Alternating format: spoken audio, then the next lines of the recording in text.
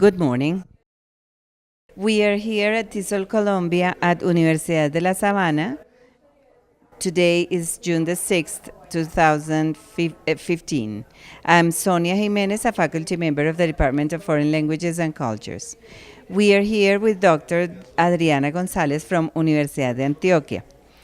We want to thank you and thank you for your time, for being here with us. Okay, let me start by asking you, based on your experience, what are Colombian universities doing to improve English language learning and teaching? Okay, thank you for having me here. It's a real pleasure and an honor to be invited to this conference. I believe from my experience that teacher education programs have changed a lot in the last years. We have this urgency to prepare better teachers, not only in terms of the language proficiency, but also in terms of the teaching methodologies and the research possibilities. I see a very positive change across the years, and I'm afraid more challenges are coming. And of course, we need to renew the way we're doing some of our teacher education plans and curricula. Okay, what could be done to bridge the gap in learning opportunities between public and private institutions in Colombia? Wow, this is a very difficult question, and I will be talking about that in my keynote speech this afternoon. I think definitely what we have to do is to raise the standards of public investment, what needs to be done, because private education is very well prepared to face the challenges, and they have hired the teachers, they have invested in materials, and still we see public education behind.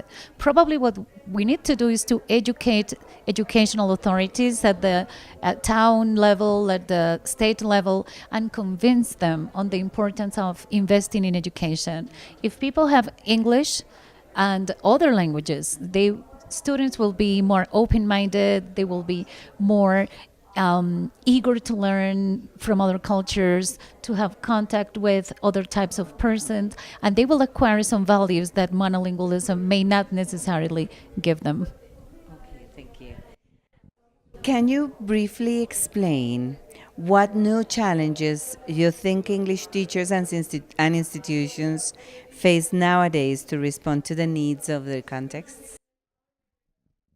Various challenges. Probably the first one is the language, the teacher's language proficiency, because that has been a problem for so many years, especially for those teachers who work in the public education system.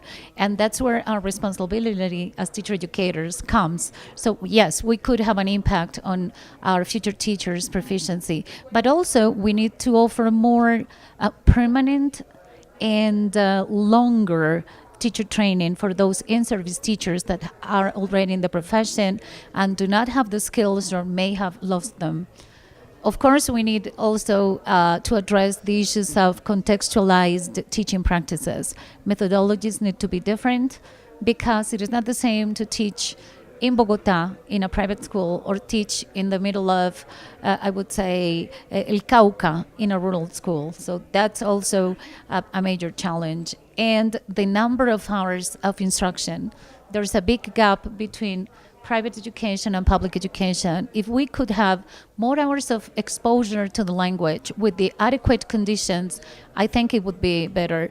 Usually we tend to blame the teachers and say, well, maybe they do not have the methodologies and the language, or they're not committed enough.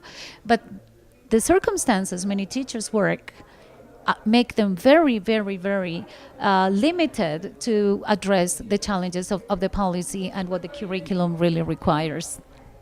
That's true. Yes. Do you have any suggestions as to how teachers could influence language policymakers in the country now that you mentioned policy making?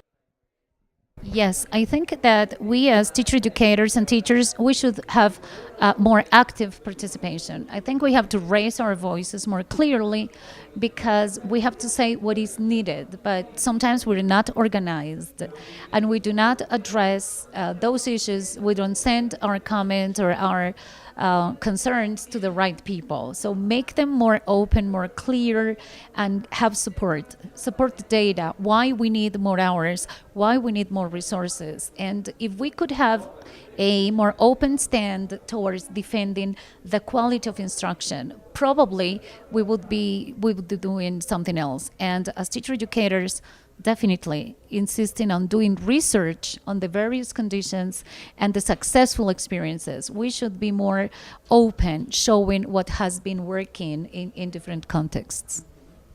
Okay, well, to end up this conversation, I would like to know your impressions about this event, this Tesol Colombia I. This has been a wonderful conference. I am very pleased to be at Universidad de La Sabana, not only because it is a beautiful campus. People are so kind and everything is very well organized. I have taken lots of notes because we have to learn from this, and I come from a public university, and it's always good to be in private universities and learn from the successful experiences and the best practices you have. I'm also very impressed with the quality of the speakers and the concurrent sessions and the whole organization and the whole projection of the conference. I'm sure this is going to be a wonderful event in the coming years. Thank you very much. It has been a privilege and a pleasure to have you here with us. And I would like to thank you again for taking part in this Tesol Colombia I Innovations in Language Learning and Teaching. Okay, thank you very much. Thank you to all of you.